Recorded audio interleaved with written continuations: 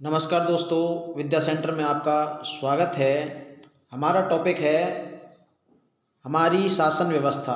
हमारा जो देश भारत है, इसकी शासन व्यवस्था कैसी है, इससे संबंधित प्रश्न हैं। तो देखिए, जिसमें केंद्रीय कार्यपालिका होती है और राष्ट्रपति होता है। जो राष्ट्रपति होता है वो भारतीय संघ की कार्यपालिका शक्ति उसमें निहित होती है। यह देश का संवैधानिक प्रधान होता है। राष्ट्रपति अप्रत्यक्ष रूप से एक निर्वाचित मंडल द्वारा निर्वाचित होता है, जिसमें संसद के दोनों सदनों में निर्वाचन सदस्य, कौन से निर्वाचन सदस्य, राज्य विधानसभाओं तथा संघ शासित क्षेत्रों की विधानसभाओं के निर्वाचित सदस्य भाग लेते हैं और राष्ट्रपति का चुनाव करते हैं। इससे संबंधित प्रश्न हैं भारत की संसद, राज्यसभा, लोकसभा से जुड़े कुछ महत्वपूर्ण प्रश्न हैं इसमें। और उपराष्ट्रपति, जो राज्यसभा का पदेन सभापति होता है वह उपराष्ट्रपति होता है। इससे संबंधित कुछ महत्वपूर्ण प्रश्न हैं, तो वीडियो को लाइक अवश्य करें, अंत तक देखें। तो देखिए, अब शुरू करते हैं हम प्रश्न को। यहाँ से लिखा हुआ है, भारतीय शासन व्यवस्था में निम्न में से कौन से अंग हैं? जो भारतीय शासन व्यवस्था है इसमें कार्यपालिका, न्यायपालिका, विधायक, ये सभी इसके अंग होते हैं। तो इसका मतलब ऑप्शन नंबर डी यहाँ पर बिल्कुल सही रहेगा। वीडियो को लाइक करें, कमेंट अवश्य करें, वीडियो कैसी लगी है तो लाइक अवश्य करें, बस अंत तक देखें, वीडियो लाइक अवश्य करें। आगे चलते हैं। भारतीय संघ का कार्यपालिका प्रमुख कौन होता है? अभी मैंने आपको बताया है कि जो भारतीय संघ है उसका कार्यपालिका प्रमुख राष्ट्रपति होता है। और राष्ट्रपति का जो चुनाव है, राष्ट्रपति का चुनाव जो निर्वाचन मंडल है उसके दोनों सदनों के, राज्य विधानसभाओं और संघ शासित क्षेत्रों की विधानसभाओं के निर्वाचन सदस्य इसमें भाग लेते हैं। तो इसमें जो कार्यपालिका का प्रमुख होता है वो राष्ट्रपति होता है। आगे का प्रश्न है, राष्ट्रपति निर्वाचन मंडल में कौन शामिल होते हैं? अभी मैंने बताया है, ये बिल्कुल वही प्रश्न आता है राष्ट्रपति पर ही। जो राष्ट्रपति है, लोकसभा व राज्यसभा के निर्वाचित सदस्य भाग लेते हैं, बिल्कुल वही बताया। और राज्य विधानसभाओं के निर्वाचित सदस्य इसमें भाग लेते हैं, बिल्कुल अभी बताया है। और केंद्र शासित प्रदेश के विधानसभा के निर्वाचित सदस्य भी इसमें भाग लेते हैं। इसका मतलब ऑप्शन नंबर डी यहाँ पर बिल्कुल सही रहेगा। वीडियो को लाइक अवश्य करें और अंत तक देखें। हमारी शासन व्यवस्था से संबंधित प्रश्न है यहाँ पर। तो देखिए, आगे का प्रश्न है, राष्ट्रपति पद के लिए योग्य आयु कितनी होनी चाहिए? जो भारत का राष्ट्रपति नियुक्त किया जाता है तो उसकी जो आयु है 35 वर्ष निर्धारित की गई है। इसमें ऑप्शन नंबर सी यहाँ पर सही रहेगा। आगे का प्रश्न है, राष्ट्रपति पर महाभियोग संविधान के किस अनुच्छेद द्वारा लगाया जाता है? अब महाअभियोग है क्या चीज? देखो, जब कोई राष्ट्रपति अपने पद का दुरुपयोग करता है, जब कोई राष्ट्रपति अपने पद का दुरुपयोग करता है, उसका संवैधानिक उल्लंघन करता है, तो उसे अनुच्छेद 61 के अनुसार उस पर महाअभियोग की कार्यवाही की जाती है और उसे पद युक्त किया जा सकता है, यानी कि उसको हटाया जा सकता है राष्ट्रपति के पद से। आगे का प्रश्न है, राष्ट्रपति के महाभियोग प्रक्रिया में कौन भाग लेते हैं? अच्छा, ये भी बहुत महत्वपूर्ण प्रश्न है। यानी कि जब राष्ट्रपति का महाभियोग होता है तो उसमें प्रक्रिया में कौन कौन भाग लेते हैं? संसद के निर्वाचित सदस्य और संसद के मनोनीत सदस्य, ये दोनों ही इसमें भाग लेते हैं। इसका मतलब ऑप्शन नंबर सी यहाँ पर बिल्कुल सही रहेगा।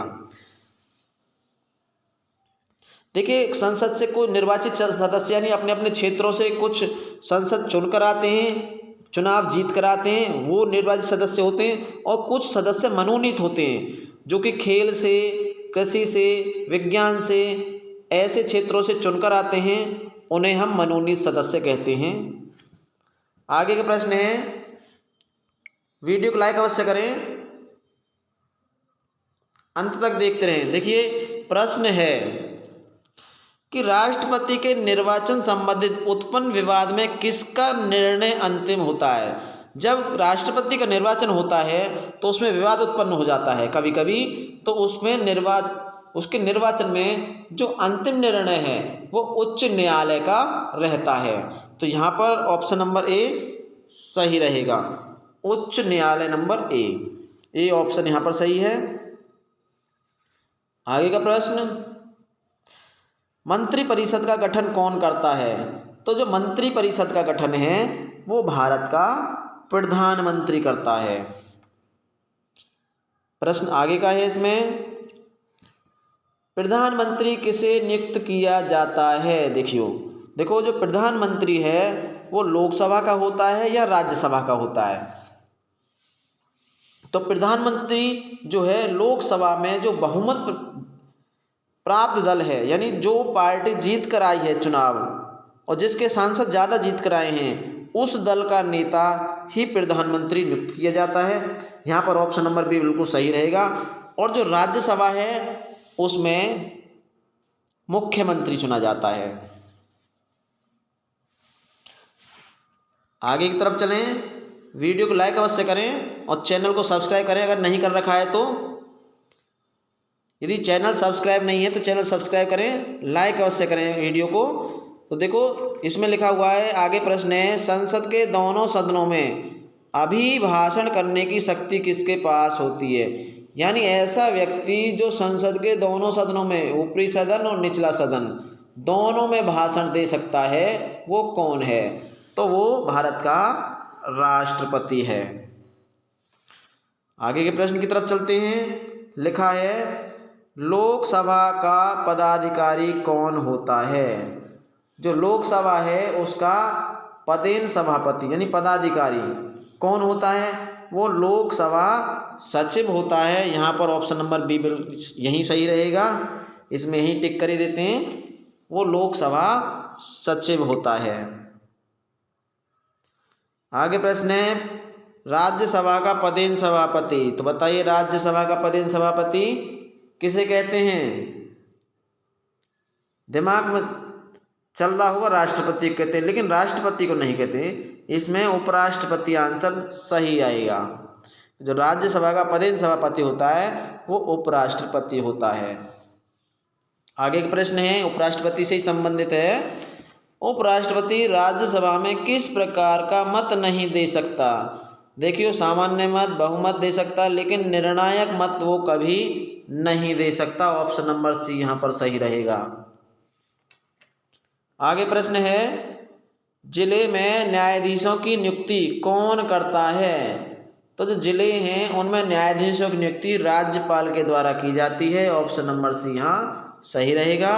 वीडियो को लाइक अवश्य करें, अंत तक देखते रहें, लाइक अवश्य करें व चैनल को सब्सक्राइब करें यदि नहीं कर रखा है तो।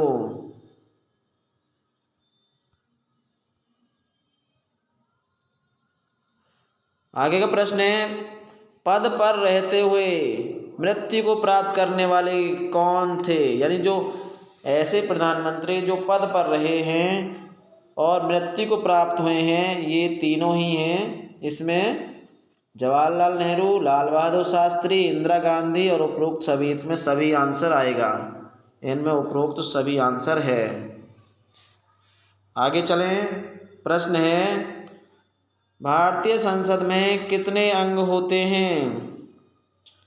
तो भारतीय संसद में जो अंग हैं, राज्यसभा, लोकसभा और एक राष्ट्रपति को भी अंग माना गया है।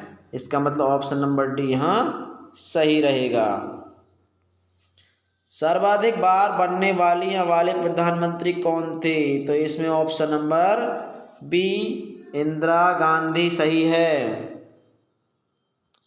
चलिए आगे की तरफ चलते हैं, बहुत ही महत्वपूर्ण प्रश्न है, वीडियो को लाइक अवश्य करें। राज्यसभा के लिए राज्यों की सीटों का बंटवारा किस आधार पर होता है। देखो भारत के बहुत से राज्य छोटे हैं, बहुत से बड़े राज्य हैं, तो उनमें सीटों का जो बंटवारा है वो जनसंख्या के आधार पर किया गया है। यानी जिस राज्य में जितनी जनसंख्या होगी उसी के अनुपात में उनमें राज्यसभा की सीटों को बांट दिया जाएगा। इसमें ऑप्शन नंबर बी यहाँ सही रहेगा। प्रश्न आगे का है, संसद का सबसे बड़ा सत्र कौन सा है। देखो संसद के सत्र आपने सुने होंगे, शीतकालीन सत्र, बजट सत्र, ग्रीष्मकालीन या मानसून सत्र। तो जो बजट सत्र है वो सबसे बड़ा सत्र होता है, ऑप्शन नंबर ए सही है। आगे का प्रश्न है, निंदा प्रस्ताव किसे कहते हैं। तो निंदा का मतलब निंदा से ही समझ लीजिए, इसमें सरकार की निंदा हेतु जो प्रस्ताव लाया जाता है उसे निंदा प्रस्ताव कहा जाता है, ऑप्शन नंबर सी सही है। वीडियो को लाइक अवश्य करें। आगे का प्रश्न है और अंतिम प्रश्न है, भारत की अस्मिता निधि का किस अनुच्छेद में वर्णन है। तो यहाँ पर अनुच्छेद 267 सही है। तो वीडियो को अंत तक देखने के लिए धन्यवाद। चैनल को लाइक व सब्सक्राइब अवश्य करें।